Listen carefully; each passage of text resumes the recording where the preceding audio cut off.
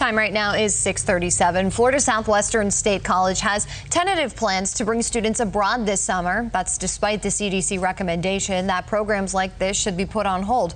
But we're hearing the pandemic is what's actually motivating a lot of students to want to travel now. Our Jessica Alpern is at FSW to explain. Jessica? They're looking at the makeup of the around 60 students who have already signed up and how it drastically differs from trips than in years past. The director of international education at FSW says it's likely that more students in this year's group have traveled abroad before. One way to tell is the fact that significantly more of them already have passports.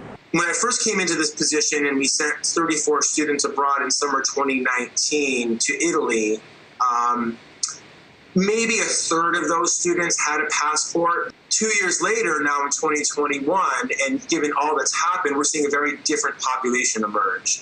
Of the 60 students that we're working with, I would say probably 2/3 of them already have a passport.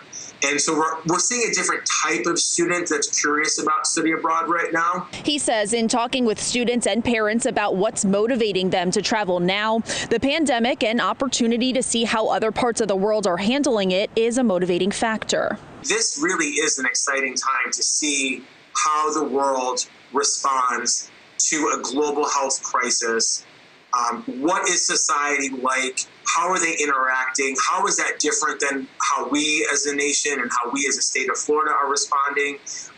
It really is like a sociological experiment on how societies function now versus how they may have, previous to all of this. And then what is yet to come?